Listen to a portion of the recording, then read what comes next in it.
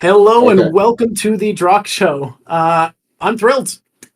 It's Magic the Noah. I I walk through the desert of Magic the Gathering YouTubers, seeing hour-long socialist video essays, high-quality edited gameplay, and I crave beautiful shitpost comedy and fake game shows made to torture friends. they're And real. They're just real made to torture.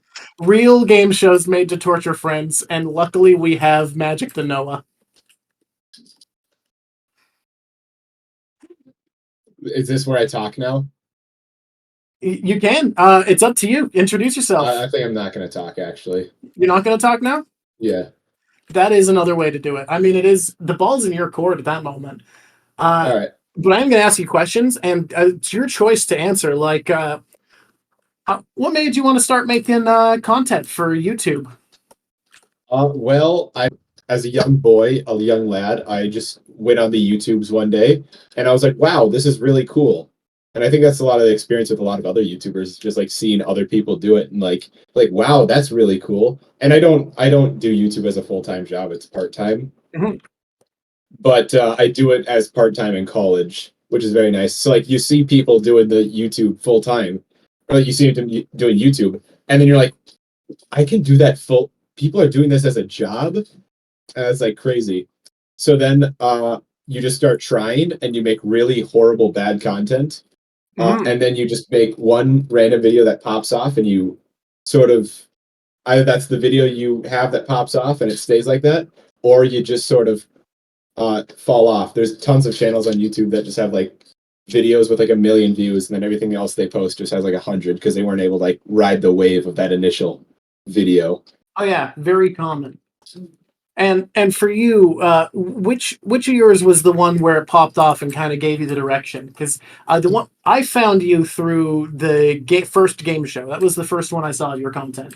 Oh yeah. Also, if I ramble a bit and my mind gets very off topic. So if I end up just starting to answer a question and then I don't answer it, feel free to bring me back to it too. The entire vibe I want to go for is the type of stuff you'd have on while you're cooking and cleaning. So if the conversation Sick. wanders, perfect, as long as it's interesting. All right, sick. So yeah, the first video I had that popped off, I had a channel all throughout like once I in 8th grade all the way to my senior year, I had a YouTube channel and that had like 200 subscribers and I was Mhm. like just posting on that and that had like nothing. That was linked to my school account, so that account is deleted now, which part of me is sad that those videos are gone and the other part of me is really happy that nobody will ever see that ever of the horrible low quality that I made. So quick, someone use the time machine to go back. No, so they're lost to the void now. Uh So yeah, I did that. Then I made a new channel in college. Did that in like 2 years, nothing. And Mhm. then I posted a video. It was a deck tech. It was uh, Magic deck designed to lose. Mhm. No, it was this Magic deck is designed not to. I don't remember what the original title was, but it was something like this deck is designed not to play Magic deck designed I not to think it play was something Magic like deck, that. Yeah. something along those lines. And I posted it and it got like 500 views, which for me at the time, that was crazy. That was insane. But it wasn't enough for me to like keep going. So I just made like other content like I normally do. Mhm. I did that. And then 3 months after that video was posted, I'm checking on my YouTube channel statistics. And all of a sudden I just see like, oh, it's at 700 views now. That's weird. I guess it's sort of slowly grown and I just didn't notice it. And then I come back later that day and it's at 800 views and it keeps going up and up. And I'm like, oh my God, it's actually like climbing up. And immediately once I noticed that that video is gaining traction, I immediately started to work on another Magic the Gathering deck tech What and was immediately made the video in the same style. And then I just sort of coasted on that. But that video got I think it ended up with like at the end of its first big jump. It's had more jumps, so it's at a bigger amount now. But it had like 86,000 views, which is absolutely insane for me. And that was my big jump. And after that, I just sort of coasted. And I've had other videos that pop off and do well and help my channel. But that was the one that actually like got me to the point where I could say I actually do YouTube and have some kind of audience. nice? What was the next deck tech you did? Because I don't remember the order at all. It was 70 lands, Then it was deck that is with the worst commander possible. After that, I think I did the land destruction deck. Then I did the chaos deck. Then I think I did the commander that needs to be in your hand to work. After that, I think I did Yoshimaru. After that, the order gets a little hazy in my head, and that might be a little off too. I think I missed one of those in there, but yeah, that was the rough order I did. And I just did deck techs at that time. I didn't really do any other Magic the Gathering related content. And then you started to branch off into the other Magic content. What was the incentive there? What was the idea that pushed you into doing stuff beyond the deck techs? Yeah, so I like to do the Magic the Gathering deck techs. They are fun, but at the same time, there's only so many fun decks that you can make. So then I go over to those making like broader subjects of Magic the Gathering, like bullying the professor and exposing him. That was a cool video. But what I noticed is after I started to change my content to that different stuff, when I went back and I was like, I wonder if I do a Magic the Gathering deck tech. Now I actually have like better ideas for deck techs, like the 97 Lands series. Oh, those are great. Or just like I wouldn't have thought of that before because I was so like honed in. But like once you like go out and come back, you're like, oh, this is a great idea. This is fantastic. I think that makes a lot of sense. That because everything's about you broaden your perspective, you get exposed to more things, and you're going to be able to have more creative ideas and think of things you wouldn't have thought of if you were kind of in a box. Yeah, and the thing is, you just sort of get tunnel vision of like making the next video, and I think that's a lot of problem like people have with YouTube is like the next video and they just need to post something. Right now, I'm posting like way too slow. I need I'm looking at it, I'm like I'm doing like one every like 5 or 4 days. I want to ramp that up to like 3 every 3 days, but nothing's perfect. But yeah, once you like stop that tunnel vision, because what I found is there's no way to like come up with ideas for a YouTube video necessarily. You can't force it, which is one of the most annoying things in the world, because you have a ticking time bomb of like when you need to post, but you need to have an idea, but you don't have an idea. So one of the great things to do is you can like reuse old content that is good as long as you like rehash it or steal from other people. Well, that's exactly why I came up with this channel concept, because I was like, damn, how am I going to come up with ideas? I know. I'll just talk to a new person. That's the new idea. Yeah, like, I mean, honestly, if you ask like any like bigger YouTuber, like millions of subscribers, they will tell you, yeah, steal content, do it. Like, that's genuine advice I've heard from bigger YouTubers. That's actually something you should do. As I'm not like, I think I've copied like a few videos, like I released one recently. It was like deck that wins by losing. That was a copy of like a deck by Magic the Gathering Goldfish, where they made a deck that like you have 0 life and you win the game from it. Didn't even watch that video, just saw the thumbnail. And then I could sort of copy that idea. I did my own take, my own deck tech on it. And part of the shtick with that was I had my viewers help make the deck in a stream. So I just, you take somebody else's idea and you rehash it, and that's kind of. Or sometimes you take somebody else's idea, you rehash it with a creative idea you had, bam, new video. Oh, yeah. I mean, if you didn't even watch the video, you just saw a thumbnail, I feel like it's not even that much stealing, because you had to bring it in your own direction, because, like, you're not even being exposed to what theirs is. But I absolutely have heard that stealing is the right way. And, I mean, it makes sense. It's a very nobody's competitive market. Steal, get whatever you want. That's the moral of the story. I like that. I think that's a good moral. Plagiarism is okay, kids. You heard it here first from Magic the Noah, trusted I ethical endorse advisor. Plagiarism and piracy. Hell yeah, my man. Don't take that into context. If I can, I think my favorite content you've made has been since, like, what would that be, like the third shift, where you do more of the concept videos? I mean, the series about ranking the colors on the friendship tier, brilliant ranking system. Perfect. You're wrong about is it, but everything else is accurate. Well, we can debate that, but I think that's for another time. Absolutely. But yeah, that was I think, yeah, that is one of the shifting points. I'd say I can think of like 3 major shifting points in my channel. The first one is like making that big video that pops off, and then that's at the level I'm at where I'm just making deck techs. I then make the other video like branching out. I think the first video I branched out was oh yeah, why Magic the Gathering is better than Yu-Gi-Oh. Mm. That was the first one I sort of branched out and was like, okay, yeah, I can do more than just deck techs, and I can get a lot more views potentially that way. And that was Hmm. the second big jump. And when I made that, what should I call it? Oh yeah, the ranking the colors. That's where I've also started like I'm still sort of making the same content, but at the same time, I feel like that video marks a point where I learned more about how to make content. And like if you ever want to get into like YouTube, I would highly recommend following the channel Colin and Samir. Okay. And they have an interview with Mr. Beast, and there are points in that interview where Mr. Beast will literally just start speaking liquid gold on like how to make your videos more popular. Damn. I don't even remember what the question you asked was. Uh, I think I was just Oh yeah, it was about asking. Yeah, the big steps in videos. yeah. So you answered the question exactly. Oh yeah, You did a perfect job. do I get a 100% gold on star? topic. Fresh out of gold stars. I can mail you Lucky Charms. All right, I'm gonna put a gold star on the card. Okay, I'm better now. that's, that's a good bit, my man. Wasn't a bit. Oh, okay. I'm putting a gold star on the card. Fantastic. There we go. There we go. Every time you stay perfectly on topic, it's a gold star. Awesome. Oh shit! But if that means if you succeed too much, it'll look like a Yu-Gi-Oh card. I hate Yu-Gi-Oh. Yeah, it won't be a Yu-Gi-Oh card. It'll just kind of have stars on the top. I guess it's acceptable. Okay, good, good.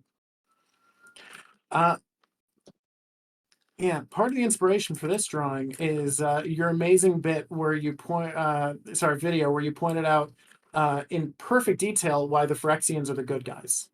They are actually, and I think that's actually something I'd like to talk about. Mm-hmm. I actually don't know what you're drawing right now, but Yeah. that is something I think they're very much misunderstood in like what they want to do and who they are as people. And I think I've talked about this a bit on my channel too, that the word war crime can be very subjective, and it's often used and changed to suit like whoever the winners are and whoever the winners want to be. So like they just make like let's say like I don't know, I'll just pick a random war crime. You enlist like children and stuff or like Yeah. kill innocent civilians. That's like that you're literally just like scraping the bottom of the barrel to try and like make fun of somebody, Okay, you're just cherry picking to make the Phyrexians look like bad Exactly, guys. yeah. You don't like people being turned into machines, so you're putting your politics of people Yeah. not being turned into machines onto them.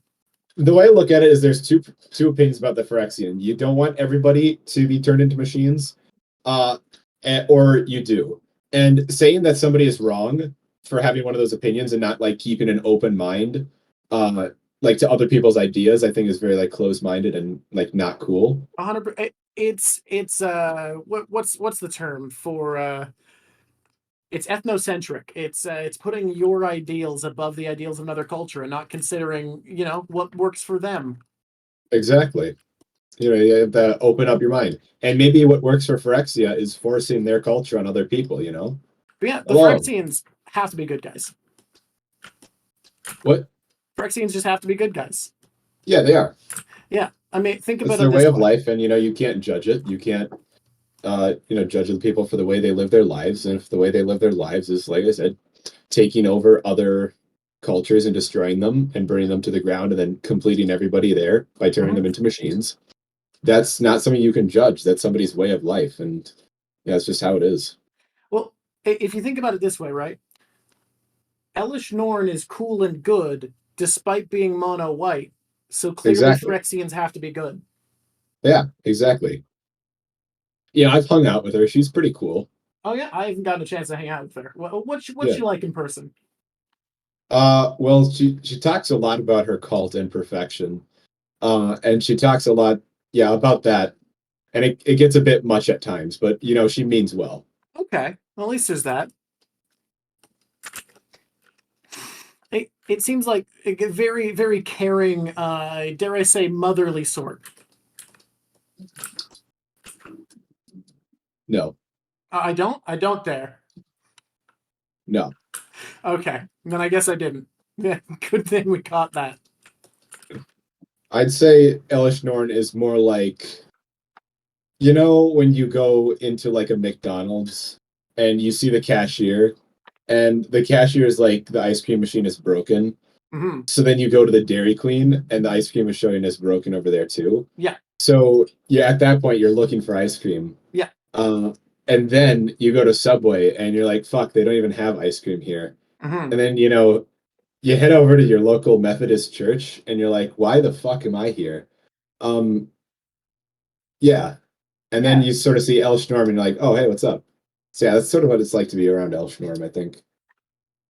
It's that thing where you're looking for ice cream and you end up at the Methodist church. No, no, it's like, okay, you want me, okay, let me give you another example. Okay. Let's say like your shelf is broken in your Uh-huh. house and you need to fix it.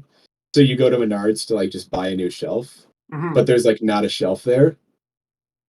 Uh, so once you don't have a shelf, you buy ice cream at Menards. You eat the ice cream. Uh, you walk around the city for a while, and then you see Elsinore, and you're like, "Hey, what's up?" That's kind of what Elsinore is like. Does that Okay. make sense? You know what? Now I get it. Yeah. That one was clear. Yeah, I understand now. Okay. Yeah, just needed to land on the right metaphor. Yeah. Okay. Okay, Glad we cleared that up. 100%. Uh, who's cooler between Elesh Norn and Colossal Dreadmaw?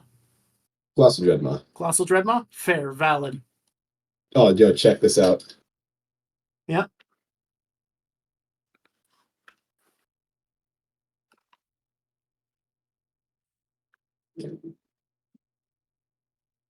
I have my collection of Colossal Dreadmaw here.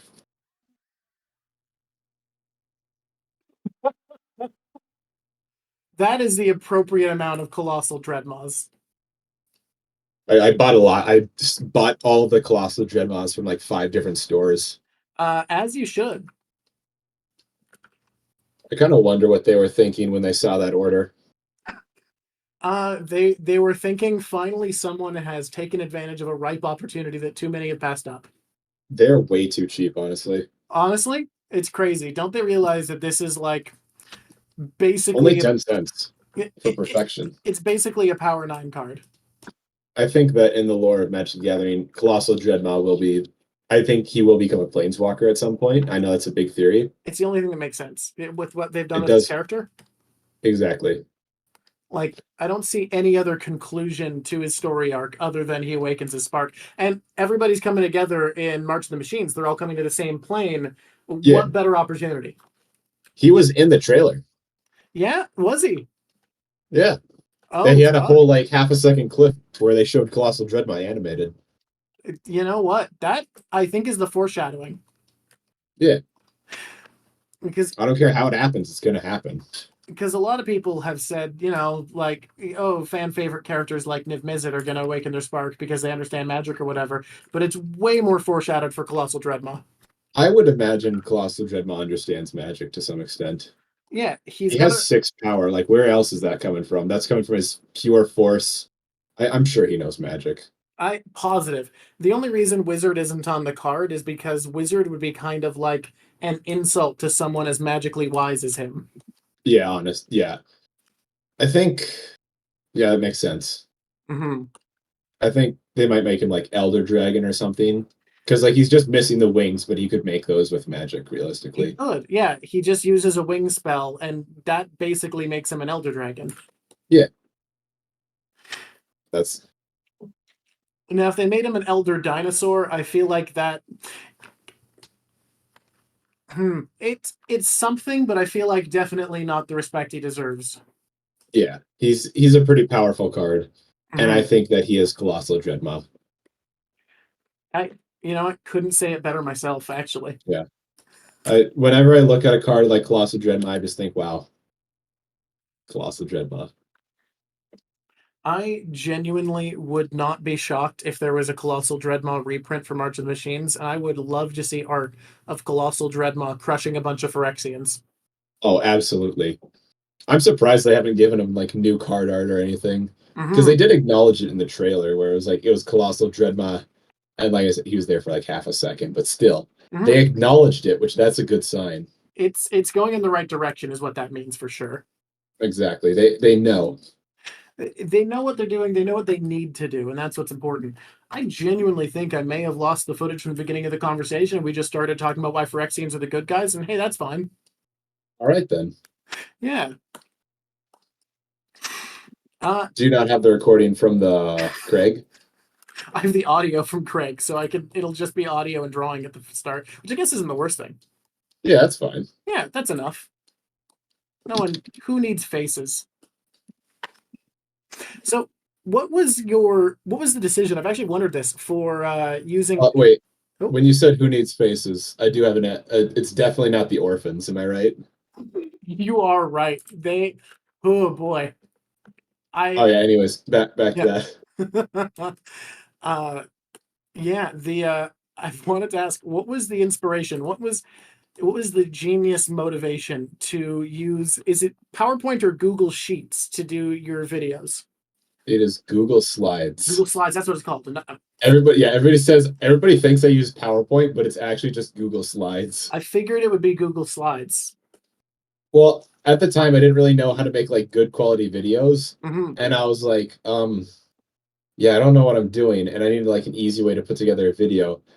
So I was like, okay, what if the joke of the video was it was low quality? Mm-hmm. So that way, I can make a low quality video, and everybody like nobody's gonna be like, oh, that sucks, it's low quality. Be like, haha, it's funny, it's ironic, it's low quality.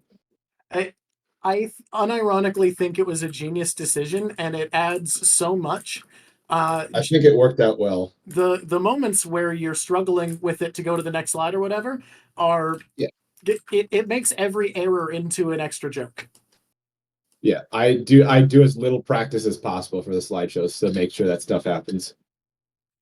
It's great how what you just said is basically saying that your prep work is doing as little prep as possible. Yeah. Genuinely I think brilliant. that actually just helps them It the most, you know? it absolutely does, and it's genius to have come up with a method where that's true. Yeah. It's irony is what it is.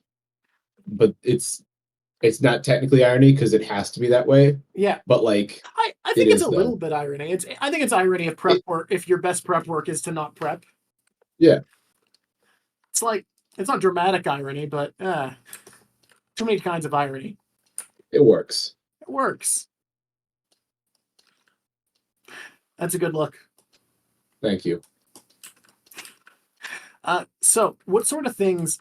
What are you hoping for from the future of Magic as someone fairly invested in the culture of Magic at this point as a content creator for it? This is a bit contradictory, but everybody will know that what I'm talking about. Uh-huh.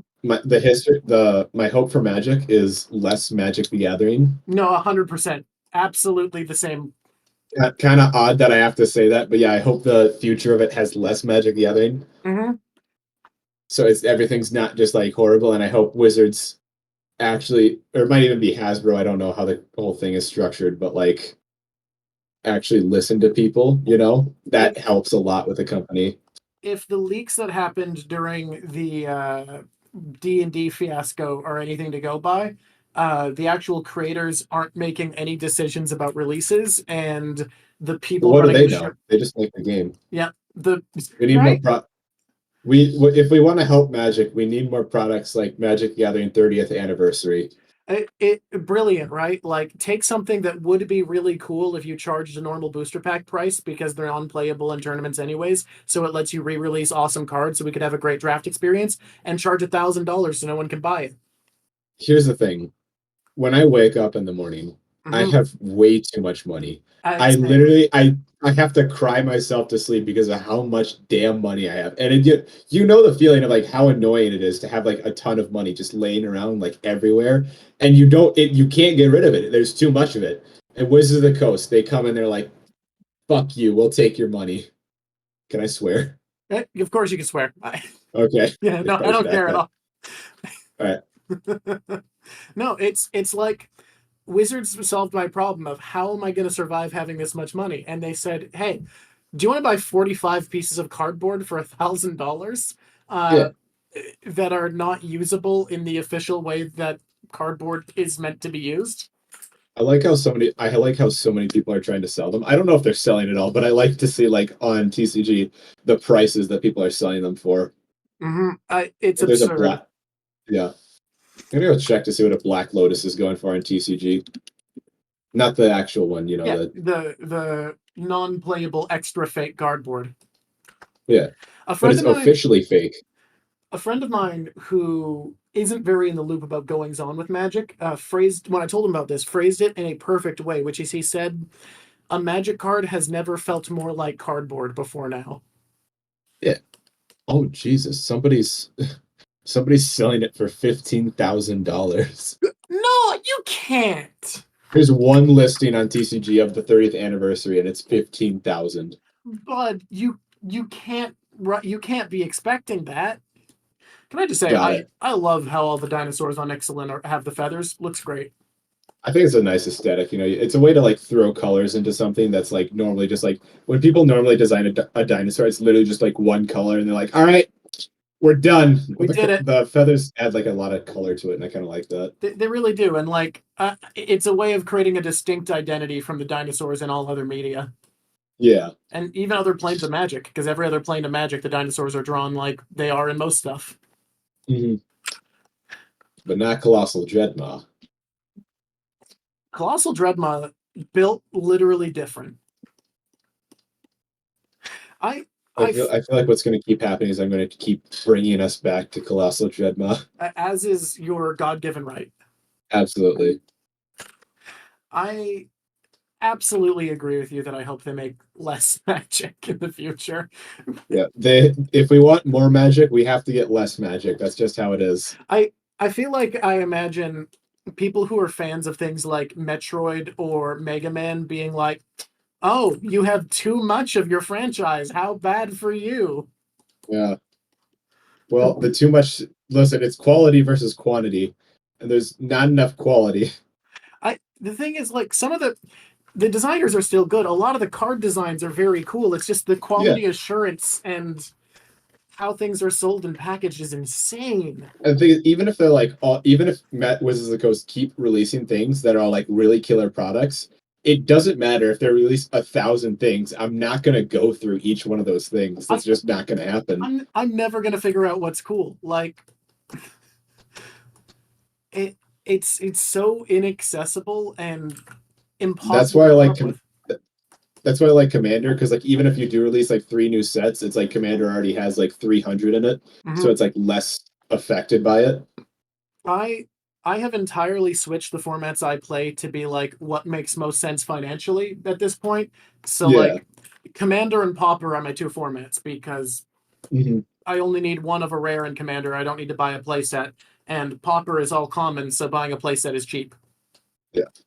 I mean, Commander, you can. What I love about Commander is you can break the bank and make like a $5,000 deck, or you can make like a $50 deck, and the $50 deck could totally beat like the $5,000 deck. Oh, absolutely. Fucking Card Market just had a game that exemplifies that, where they rolled for random tribes, and the best player got the best tribe and the best starting hand and died first. Exactly. You just become a target. Mm. The person with the best deck usually doesn't win. It's the person with the second best deck who has the best shot. That's what I like. That's kind of like the assurance I like in Commander, where it's like that way it kind of forces everybody to like, because that's what I like to do in Commander decks is just have like some fun, weird concept rather than like go all out trying to win and be strategic, you know? I 100% agree. Like you make a deck that's all just Colossal Dreadmaws, you know, that kind of creativity. I, it's that's a little busted. Like, no way you can bring that to the table and say it's a 7, but Too bad I can't play any of them. I have to discard each one at the end of my turn, but cool in concept. it's a cool concept. It's a shame they didn't make him legendary, so you have to rule 0 him as a commander, because it should be Yeah. default that you're allowed. Honestly, if somebody doesn't let you rule 0 him as a commander, they shouldn't be playing Magic. Yeah, that's a tryhard who's too afraid to lose, honestly. Here's the thing. You can find I'm gonna check Scryfall right now. I'm sure there's a 6/6 green creature for 6 mana that has trample that wait, there's Elder Gargoloth.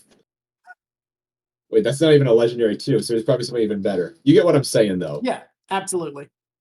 Let me rule 0 my Colossal Dreadmaw. I mean, if they don't, they hate fun, and I think that's kind of a problem with them, not me. I mean this like in the nicest way possible. I hope they die. So in the nicest way possible, you hope they die. Yes. Oh Not god. literally, but like the nicest way The possible. nicest way possible. So not the way Yeah. you hoped the orphans died. Oh, sorry. No, just let's avoid that topic. But yeah, I feel I know there are people who get a lot of joy from playing competitive commander, and I truly don't understand it because the best commander deck is just going to be like 2 to 4 cards that win you the game, a bunch of value, a bunch of card draw, and a little bit of interaction and counters, and that feels so boring to me. Here's the thing: a little bit of a change in my deck text. Like I have gone to more interaction because before the deck was just meant to like do something stupid, Mm-hmm. and it just does that stupid thing, and that's what it does. But like when I go to like slightly more practical, like not like making a good deck, but like Making I a want the deck to functional deck. play. I yes, I put more interaction in it now, Oh, that's but fine. I still focus on doing that stupid thing. It, so, how did you, unironically, the second Yes, I saw the card Colossal Dreadmaw doing an Ixalan draft, I was like, oh, this card, I don't know what it is about it, but I love it. What was your moment when Colossal Dreadmaw became the card for you? I mean honestly, just like bandwagon. If you're talking unironically, Yeah, I saw everybody like talking about it on Magic the Circle Jerking, which is just like a yeah, subreddit. I didn't really know what was up with it, and then like I just kind of jumped on the bandwagon. I was like, yeah, this is. I kind of like this joke of just like finding this card and just like obsessing over it to like yeah. an unbelievable degree. I just find that fun. It's good. I was out of I go in and out of Magic. I was out of Magic when it happened, and when I came back and saw that that was the card that had become everyone's bit, I was like, yeah, he deserves it. There's one other one, Stormcrow, which is just like a one. It's like a 1/2 or 1/1 with flying and Mm-hmm. just a blue creature.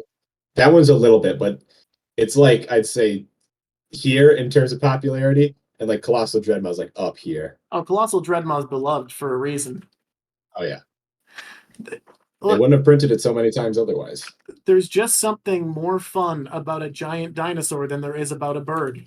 Yeah, I mean you could beat him in a fight, so what's the point? Exactly. Now you might say the bird can fly over, but all you have to do is give Colossal Dreadmaw a glider. Yeah, or he can just swing back for more damage. You know? Mm-hmm.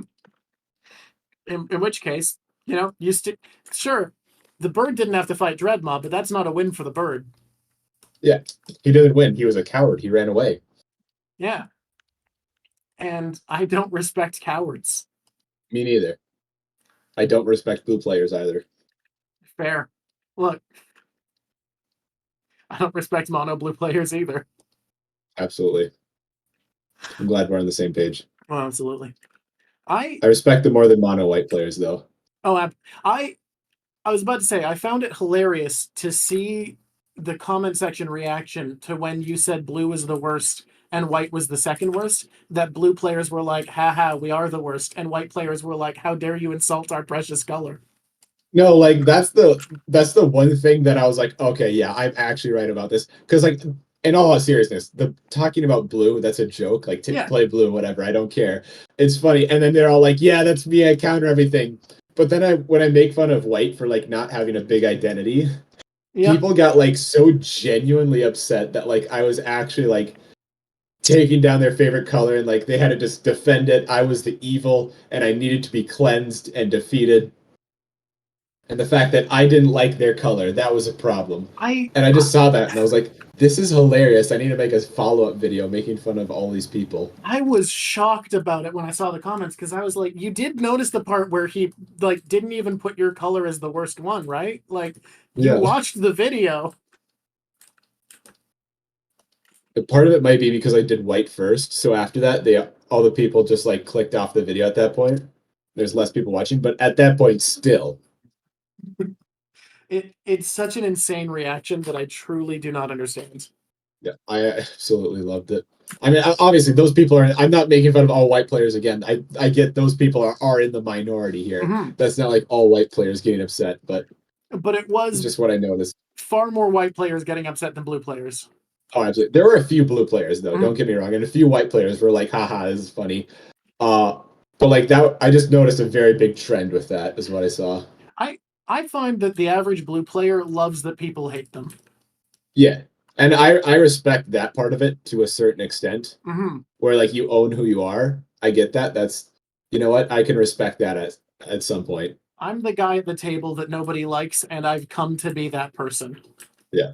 I feel like if you accept it, you're a lot cooler at that point. It's like when you do something really weird and you just kind of own it. That's cool. It is cool. If you are like, no, it's not that weird. Look at this 10-page essay about why it's not weird. Not. Yeah. Just don't take it too seriously. Hmm. Oh. What do you think is your favorite thing that Wizards has added to Magic in the past few years?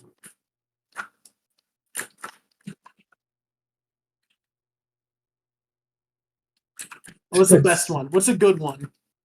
Like in terms of like a set or like Uh, secret layer, just anything. I'll set or a secret layer, even a specific card if you're feeling like there's nothing broadly good. I don't really rate sets that much in terms of like their quality. I don't look into them. I just sort of like because I'm mainly a commander player. Yeah. I do other stuff too, but like Hmm. I'm mainly that. So I just sort of see everything as a broad thing. I don't see things like very like as they come out. I just sort of see the whole big picture, and I'm like, yeah, that's whatever. No, nothing's like in groups. Everything's just like lined up next to each other. So I don't have any feelings about anything specific. Let me think of a card other than Colossal Dreadmaw I could say that I really like. Yeah, unfortunately, I don't think he, depending on your definition, a few years he is, but I feel a little too old now. Oh no, there was one set that has a lot of cool commanders in it. The Dominaria set, the first one. There's Yeah, like Joda, Muldrotha, Joyra. Don't like Joyra actually, but like as an example, Tatiova in it. That set, I actually like that. That set has a lot of cool stuff in it. that was the one that came out, just after Eldraine? I have no idea when it came out. I think it might even have been after. I'm sure it actually probably came out before I even started playing Magic. Oh, when did you start? I started 5 years ago, 4 years ago, maybe. Yeah, 4 years ago, roughly Okay. ish. So I've been playing for like that long. Realistically, it's not like a part of my childhood or whatever. Hmm. I more so played Yu-Gi-Oh as a kid, so I'm a professional on why it sucks. I was about to say that does make it kind of funny how much of a grudge you built against Yu-Gi-Oh. It's just dumb. It's I'm not a big fan. I mean, if you like bad card games, I think Yu-Gi-Oh is great, like fantastic. The fact that the average Yu-Gi-Oh game isn't short at a competitive level isn't shorter than the average Magic game, even though it has like a fifth as many turns, is insane to me. Yeah, it things just go on a bit too long. I feel like. Like if I'm going to be playing just as long either way, I'd rather have played more turns during that time. Yeah, That's just my well, weird take that I like doing stuff when I play games. that's kind of weird. If anyone watches this who plays Yu-Gi-Oh, I'd love to have someone on to tell me why I'm wrong and Yu-Gi-Oh's great. I'd love to tell that person why they're wrong I and get in a big controversy and argument. That's probably what I would end up doing, but I'm willing to hear them out. The way I kind of saw it is Yu-Gi-Oh's like fencing and Magic is like boxing, and fencing's cool in concept, but when you watch it, you don't actually notice what's happening and it's over immediately. That's a good analogy. Like everything in Yu-Gi-Oh is really cool when you think about it on a conceptual level, but then you actually watch it and you're like, what the fuck just happened? It's over. Yeah, they just sort of they search for a card in their deck, and they like, I summon the butthole dragon, and he's gonna turn into two poops, and I'm gonna take those poops and I'm gonna combine them, and I'm gonna use fusion, and now I have a new poop card. This is super poop. And you just combo out like And that. it just goes on like that, and eventually you go hand trap, and they go, okay, I fold. Yeah. Game's over. So that's Yu-Gi-Oh. That is Yu-Gi-Oh. Who, when you can't rule zero Colossal Dreadmaw, is your favorite commander? I'd like to say Joda Archmage Eternal. I played that one with my friends a lot. Then I upgraded it to a point where I don't play it anymore. It became too good and stopped being fun. It's way too good. Like not even in terms of like it's too much. Yeah, I it's not fun for them. It's not it gets a little repetitive for me. So I I'd like to say I'm gonna say Joda anyways, because before that, when he was like a more reasonable level, I liked him, and he's a good budget commander too. you can make a really good deck for not too much money with Joda, and it's just Yeah. such a unique, interesting ability that you read it and you go, "Oh, this is so fun to build around." Yeah. There's just a lot of ways to take it too. So it's not like a commander where like every other card that's good for that commander gets all bought up because it's good for that commander. He's the type of commander who kind of makes any expensive card good. He just benefits your overcosted creatures. Yeah. I I genuinely, when I look at Jodice, he is one of the best designed cards from the perspective of being a good commander because he changes I the would way you look at deck building. yeah. I would say he's a touch overpowered. Just in terms of, like there's some things you can do where it's like, okay, yeah, you cheated out 5 mana on that spell, but that's sort of the idea of him. Yeah. Like that, and you do have to actually like set it up, and there's a lot. But I would agree, I think he's a very well designed commander. Like, because in a good commander, you really want something where it's an ability that the way you look at deck building changes. I think Muldrotha is good for that too, where it makes you think about like, okay, how can I incorporate my graveyard into my strategy? Every graveyard deck, like even in non-commander formats, just causes you to think in a way very different than other decks. Yeah. Oh, my favorite card that's ever been in standard is Pelucanos Unchained. I don't know that one. Oh, he is here, like let me send an image. Not Husky said that they played Yu-Gi-Oh a bit as a kid, but wouldn't be able to stand playing it now. You are right. Yeah, it's changed a lot. I tried playing Duel Links, and the second I got past like the era of 5Ds, I was out. Can I put something in general? Is that all right? 100%. Bam. Favorite card I've ever played in standard. So good. All right, let's go take a look at this guy. Oh, that's a sick looking fucking card. Polychronos. Pelucanos. Polychanos? Anos. Polychronos. He's got an R. I missed the R. I pronounce it Pelucanos. Like Oh, that's anus. so sick. Here's the way I look at it. 4 mana 6/6 with it doesn't 4 mana 6/6. Yeah. That's just what it is. Mm-hmm. And then you can escape it, and it has an ability too. And you can escape it, and it's then a 6 mana 12/12. Hey, if you just want big green beaters, which something about your vibe tells me you do, that is a fucking card. Absolutely. I love them. I think black's color identity when it's mixed with other colors is so neat because it has a tendency to just make whatever color it's paired with do what it's doing more. Yeah, I agree. And I'm thinking of all the examples, and that's actually, yeah, very accurate. It just does more. Yeah, black white, it's whiter. Black green is greener.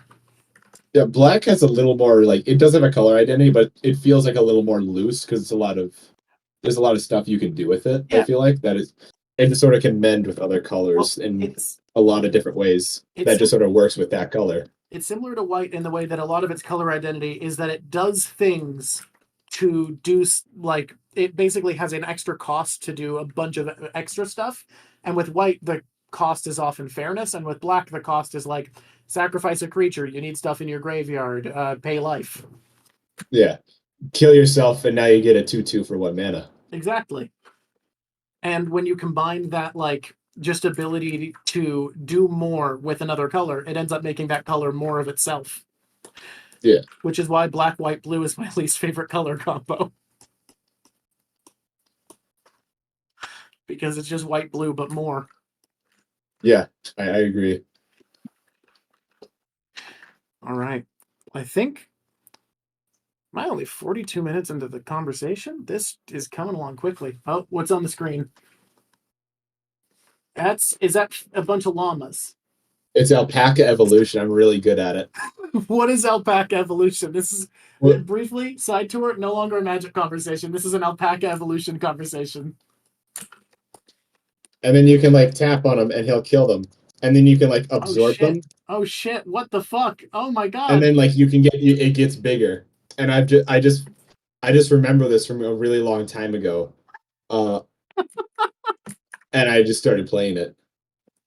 I was like, all right, whatever. That classic yeah, I'm really good at it. Where you think of a game from your childhood and you see if it's an app, and it is. There's not too many things I can think of that. I don't think. No, yeah. But So the purpose is to have your alpacas kill and absorb the other alpacas. yeah, I'm really good at it. Damn, that's a fuck of an alpaca, though. Yeah, he's cool. At least I got close with the guess of llamas. His name is Ferrari. His name's Ferrari? Yeah. How'd you come up with that one? He looks like a car. Now that you say it, that makes sense. Yeah. So do you have any plans for content you want to make in the future? Anything cool in the works? Big plans, massive, big project, super big, top secret though. Can't talk about it. Top secret. That's a shame. Yeah. No non-secret plans out there? No, unfortunately. But this is probably going to be bigger than something that's really big. The one I always hear people use for big YouTube ideas is bigger than speedrunner versus hunters. A thing I've never seen. I'd say so. All right. That's exciting. Everyone, you heard it here first. Magic the Noah is going to have bigger plans than Dream.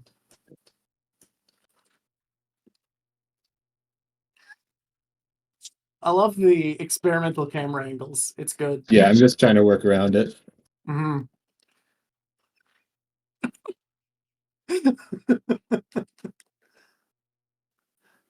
So does he continue to evolve as he eats more alpacas?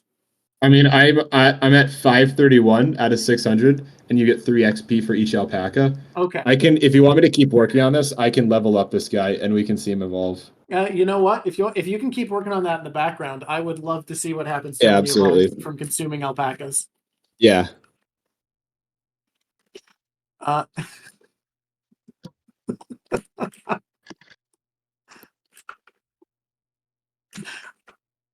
So, now that you've crossed the big 100,000, do you think there's a chance that a lot of the channels that you've talked about not being big enough for are going to be crawling to you now and inviting you on? Yeah, bro. I've asked the professor to. I've asked a lot of the bigger channels to like come on my game show. They haven't responded. I think they're just afraid to lose. Probably. Because I've seen the professor. Seems like a guy who doesn't like to lose. Listen, Professor, if you ever watch this, which you should. I'm better at I'm better at my game show than you are at my game show. I don't even doubt you. Do you think that was too much? No. I think that was a good. I think that was a good one. I think that's good. Okay. You kept it a little restrained because it's just your game show. Yeah. Yeah. No, I think that's a good call out. Yeah, I gotta get the alpacas real quick. Very important, the alpacas. We're at 573 of 600. Oh, hell yeah. What sort of tech do you put in your Joda deck to kind of push it over the top to the point that it's too powerful? Jin-Gitaxias. That makes sense. A lot of board wipes. Omniscience. Oh, tutors. That'll do it, yep. Yep. That's sort of what sets us so overboard. Yeah. And it's kind of weird where I can't really nerf it and just be happy with it, so I just sort of leave it. I went to a Magic the Gathering club recently, and I just decided, I was like, fuck it, I'm just gonna play the Joda deck, whatever. And I I shouldn't have. I'm going to put it that way. Oh no. It was too much. I was that guy at the table, and I left, and I was like, "Well, all right, yeah, you're going back in the box, and I'm never using you again." I was everything that I hated. Save it for when you get invited to game nights. I will. That's when he deserves to come out of the box. That's my plan. I've had a lot of thoughts about what deck I want to put up if I ever get on game nights. If I'm really leaning towards land destruction tribal. I think they'd allow that. Yeah, I think that would definitely be entertaining. Okay, we only need 3 more llamas. Shit. No, wait, actually 2 more. Oh, there's 2 llamas right now. Oh fuck. Are we gonna get it?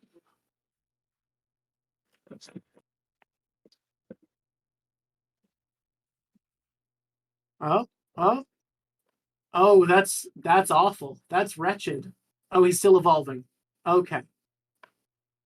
Still wretched, but in a much more fun way. I like him. Yeah. He's got very. Oh, he's on a unicycle too. Wait, watch. Oh, fuck, he is. He's got very Emrakul's coming to my planet energy. Yeah. I think he looks kind of cute. Yeah. We talked about how the Phyrexians are misunderstood. Emrakul, misunderstood. Yeah. Just wanted to bring a new perspective to everybody. I think the Eldrazi are pretty cool too. Yep. People just don't like change. Exactly. That's the problem with people today. They don't understand us, younger generation. Yep. They don't understand that, sometimes the ways of the past, not having tentacles, not being a robot. Sometimes 50 million orphans just have to die. Sometimes. Oh, it was 50. I thought it was 50,000. I misread. Wait, whatever. It's way more accomplished than I thought.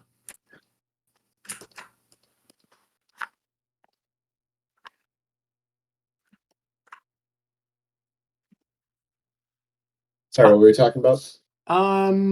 Not orphans. Okay. Yeah. Made sure of that. So when did you decide to get into Magic the Gathering? For me, I was a kid who played a bit of Yu-Gi-Oh, and my step-grandfather, interviewing me now, my step-grandfather told me, hey, there's an older card game that this is based off of, and I tried it and was like, oh, fuck yeah. Yeah, what was the first Magic deck that you really got into? I didn't know how to build decks when I was a kid. I just put stuff in it that was cool because I was very young. The first time I actually put effort into a deck was Simic, +1/+1 counters. Yeah. How big was Commander your first format, or did you get into other formats first? I mean, like, wasn't even a format. It was just like we had Magic cards, and then we played Magic, and then we all just sort of went to Commander, and then we all just sort of stuck with Commander. Everybody I played with. I mean, it makes sense. It's such it's a format that fixes a lot of the issues with other forms of Magic, I find. How long is that measuring tape? How far does it go?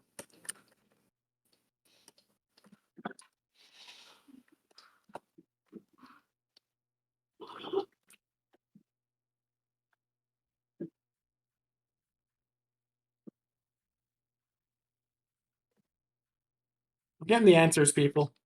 12 feet. 12 feet? I'd expect longer, honestly. I can't get it back in. Oh, shit. No, I got it. Okay. Thank God. We were almost in a disaster. Got it.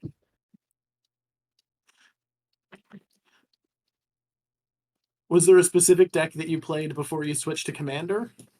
Not really. It was just sort of whatever cards I had to throw together. Fair enough. I feel like that's how a lot of people start out. And after that, I've bought a few like Magic the Gathering products, but mostly I've just single ordered. Fair. I feel like I only ever buy sets when there's a set coming out that looks really cool to me, and I'm like, yeah, this seems like it'd be fun to open. Usually I just get it as like a gift or something. That makes sense. Oh, where's he going?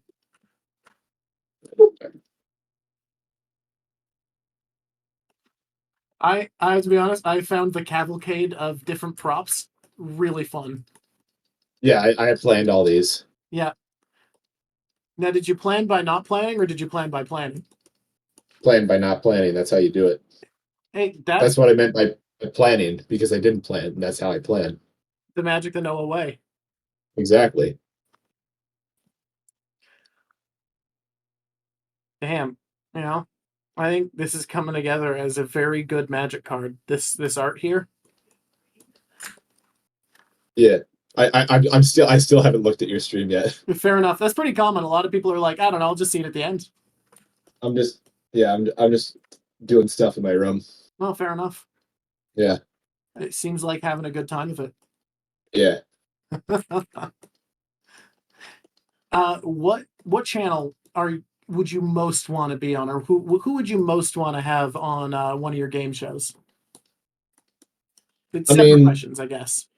As an honesty question, Mr. Beast, just so that I would get more clout from it. All right, for having a fun time version then. A fun time. I guess probably Aaron Hansen from Game Grumps. I could see he plays a lot of. He has a separate channel called Shuffle Master for Magic the Gathering, and he's really into it. Yeah. So getting him on, I think that would be a lot of fun. I knew about Shuffle Master a while ago. I found it crazy to learn that he got into Magic because of a 10-minute power hour they did. Yeah. Like, it's crazy with how infamously into Magic he is now that that's the case. Mm-hmm. But no, I think that's all it takes to get addicted. Oh yeah, you get one taste. I could see that being a fun presence on your particular brand of game show. Yeah, I mean, honestly, I could ask him. You could. He might even know I exist. There's a chance. If I'm lucky. He's into Magic. You make funny content. And he's a funny guy. Oh my god, we're made for each other. Absolutely. Both into Magic, both funny. I think that's meant to be. Absolutely. 100%. I'll ask him lickety split. 100%. Like, why not? And is there any like Magic show that you most want to be on? Oh, dude, game nights. That's the one. Yeah, so I could bring on my land destruction deck. Yep. I don't know if you know this, but I made a video called "Why I Hate Game Nights." I do remember it, and yeah. For anybody who doesn't know, the shtick of the video was I kept insulting game nights, and then after each insult, I'd just quickly break character and just be like, please let me on game nights. Please let me on game nights. And then I'd go back to making fun of them. And Jimmy Wong actually commented on that video. Oh, fuck. I didn't know that part. Yeah. Wasn't an invitation, unfortunately. I doubt that's the channel they do it by. Yeah. Unfortunately. No, that makes sense. Game Nights is such a weird place in the canon of Magic the Gathering YouTubers just because of how produced it is. Yeah, it's like so well put together. It's like, oh wow, this is for Magic the Gathering. Yeah, all this for Magic? The weird little intro I gave you at the beginning, I feel like is genuine because for whatever reason, Magic seems to have the most eclectic and broad set of YouTubers. Yeah. Like, every other fandom I'm into doesn't have nearly the variety of YouTubers. And, like, everybody fits such a unique role in the ecosystem. And it's just crazy how many types of creators there are for Magic. Yeah, there's a lot.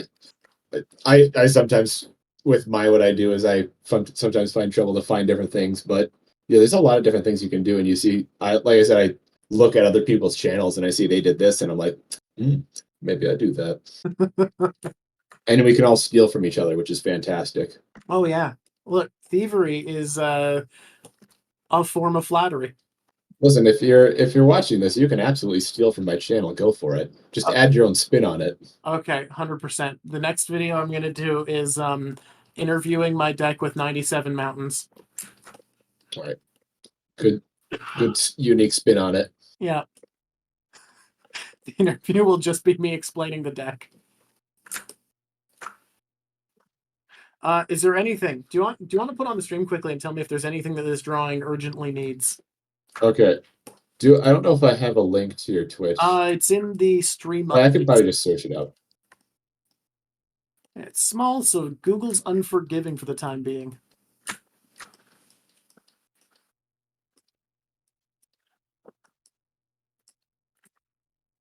Oh, that is beautiful. Yeah. Yeah. Oh, hey, I can hear myself talking. Oh, you can. Oh no. Wait, that won't come through the echo. That's not how that works. Ah, lame. Is there anything that you feel like this urgently needs? Uh, I need Colossal Dread. Oh, wait, it's right there. I missed it. My bad. Yeah. Okay. Yeah. Sorry, I missed that for a second. No, it looks awesome, dude. Glad you're liking it. It's Colossal Dreadmaw has the color scheme has been just weirdly fun to draw. I do like the bright colors on top. Yeah. It's just a fun little guy. Oh yeah, it has the official thumbs up Hell from yeah. Magic the Noah. A Magic the Noah thumbs up. That's worth a lot in the market. Yeah, you can sell that for like $10. Yeah, I'm probably not going to sell it, both because I treasure it beautifully and because uh, you just passed 100,000 subscribers, and I think the stock's going to go up. Oh yeah, my next video actually references stocks. Oh, damn. What's it It's about? actually it's actually why I bought all the Colossal Dreadmaws, because the Colossal Dreadmaws are like stocks, you know? Are you hoping to shoot the value up? Yeah, I'm sure I'm sure it was going to go up anyways. Oh, of course. After they reveal it's going to be Colossal Dreadmaw is going to be the only card that gets the Yu-Gi-Oh treatment, where there's a bunch of specific cards that benefit as an archetype by referencing it by name. Oh, absolutely. No I other think there's going to card. be a whole archetype for Colossal Dreadmaw. Yeah, the Colossal Dreadmaw archetype is going to sweep the meta. Just you wait. Yeah, And you know who's ready for it? Magic the Noah's ready for it. absolutely. I It's going to want sweep the meta, the I market, everything. I wanted to get ready for it, but you bought all the Colossal Dreadmaws. No, there's thousands available. Trust me. Okay. I guess I I can bought get. all the Colossal Dreadmaws from 5 stores, but there are most certainly many available. It's only I've five not affected the stars. price. Why would people stock so many? Well, it's just how many there are. I guess if you're opening boxes for your store, you're just gonna have them kicking around. Oh my god. Let me check. God, on the note of the overprinting, apparently some stores are actually stopping keeping all of the commons they unbox because like there's just keeping up with warehouse space is worth more than having Yeah, excess commons. and that's gonna jump up the price in Colossal Dreadmaw because they're gonna stop storing it. Oh, you're right. Next reprint, they might not store enough Colossal Dreadmaws. They're not going to be ready for the archetype. Exactly. Damn. Magic the Noah, you think ahead I do. by not thinking ahead. Absolutely. It's the only That's the strategy that plan. works. Absolutely. Is there Yeah, anything? there's roughly like 2,500 of them that you can buy on TCG alone. Oh my god. I think I'm not going to buy 2,500 of them. Okay, I think maybe 4 play sets that I'm covered for all my green smashy decks when the archetype starts. that sounds good. Yeah. I'm not one for playing the stocks, you know? Well, that makes one of us. Fair. I'm not the one with a mountain of Colossal Dreadmaws, so I guess we see who's making the smarter choices. Yeah, this is worth money one day, 100%. eventually. Maybe. Look, genuinely, the way Wizards is going right now, where they are overprinting to the point that if they can't continue to raise the bar on hype, it's going to crash. Uh, if there stops being a source of Magic cards, every card's going to be worth a lot more real soon. Yeah, that's just the plan. So buy more Magic the Gathering products. Buy more Wizards products. of the Coast see that they're like, okay, people know that we go out of business if they don't buy enough Magic the Gathering. So they'll buy more Magic the Gathering because they love us. It That's really the seems plan. like that's the plan at this point. Well, we'll see how it works. I'm so confused by what exactly they are doing, but you know, Something. something. Oh god, I hope they slow down. What's your take on the Doctor Who universes beyond? Didn't even know that existed. Oh, you didn't, huh? Nope. I can't even keep track of all the new So you sets. know I just keep. how You know how they make Universes Beyond secret lairs? Yeah. They're doing that for Doctor Who, only instead of a secret lair, it's 4 entire commander decks for Doctor Who. Huh. Yeah. Very unique. Thanks, Wizard. That's when I went to bed last night. That's what I wanted. Yeah. Don't you want to be at your commander table staring down David Tennant's face? Mm-hmm. Can't wait. And then I see a Transformer. Yep. And then I see somebody from The Walking Dead. And then I see somebody from Lord of the Rings. The Lord of the And Rings. I'm just like, cool. The Lord of the Rings and Warhammer ones, I could understand if that was the only. Those actually fit aesthetically. Yeah. They look right on a card, but by God, it is Fortnite, not Husky. That's a point. It's become Fortnite. Yeah, pretty much. That's what they're trying to get it to be. We're in the Oh God! They're going to release a battle pass for Magic the Gathering soon. Technically, there already is an arena. That's what I was going to say. Arena has to already have that. Dude, literally everything is a battle pass now. Taco Bell has a battle pass. No. How? Yeah, no. It's not exactly like a battle pass, but it's pretty much their version of a battle pass. Magic Noah, you must be joking me. No. How could they do this? Yeah, it's just changed how people do business now. Oh my God. I truly and unironically despise that. Yeah. It's definitely changed a lot of things, Fortnite. Wait, isn't this about Magic? Look, the conversation's allowed to wander. We can be mad at Fortnite for changing culture. That's fair. Elden Ring is a good game. Damn, that is actually important to tell the people. And YouTube wouldn't let me verify my channel when I had 100,000, so now I have the check mark.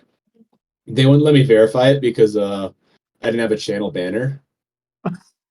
So if you go on my channel, I just noticed this. Yeah, I made that in like 5 seconds, and I emailed them back, and I'm like, "Thank you so much for informing me about this. I made a channel banner now, thanks." And then they just immediately verified it. Oh my God, that's amazing. Part of me wants to just take it down out of spite, but I've seen how petty the people at YouTube can be, so I'm not going to do that. Yeah, for anyone who doesn't know, Magic the Noah's channel banner right now just is text that says "I am Magic the Noah." And it's like this crappy, thin, black font that doesn't show up that well. None of it's capitalized.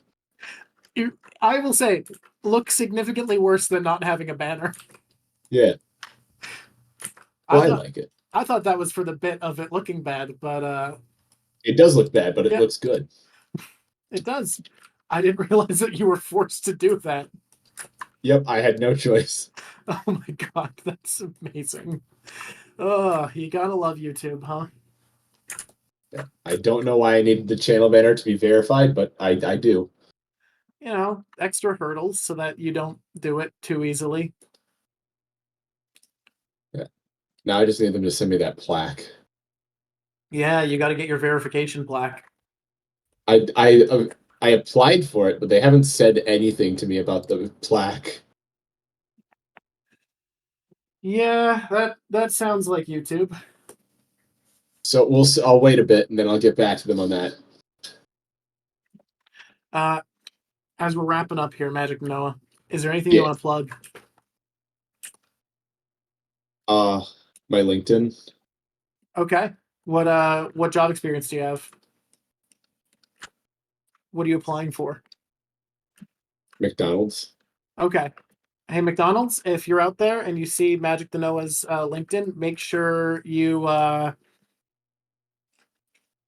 me. Make sure you hire him. Read it thoroughly. It's very important. And I have a channel called Magic the Noah. If you haven't gotten that, that's the name of the channel yet. Yeah, I've only referred to you by your channel name, so it'd be hard to figure out. Yeah, you'll put it together, I feel like. Yeah. And if they don't, look, it's just a test. The people who can't, you don't want them there. Yeah, absolutely not. There's a certain level of intuition that you really want to make sure people pass. Mm-hmm. Yeah, there's a test to be like, it's up to my channel, you know? Yeah. Can you figure out that his name is Magic the Noah by someone saying it repeatedly. That's the test. Yeah, that's a test. All right. I think this drawing is done. Well, not quite done. I'm gonna have to do the zooming in and editing part, but I think Okay, I'm not looking at the screen right now, so I'll go get that. All right, hop on. Take a look at you and your beautiful Dreadmaw. Oh, that looks awesome. Yeah, this is working for you. Who's that guy on top of it? That's Phyrexian you. Oh, that's me, but Phyrexian. Yeah, the card is called Magic the Dreadmaw and Noah, because that's all that would fit. It was too much. Yeah. All right. Thank you, Magic the Noah, for being here. I love the T-Rex pose. Oh yeah, I'm Colossal Dreadmaw. Yeah. Hell yeah. It was great coming on. Happy to be here. It's a very fun conversation. All right, well, see you later. Thanks for being here. Have a good dinner. Bye. All right, bye. I'm staying on the call so Craigbot can record me, so you gotta just hop out. All right, bye. Bye.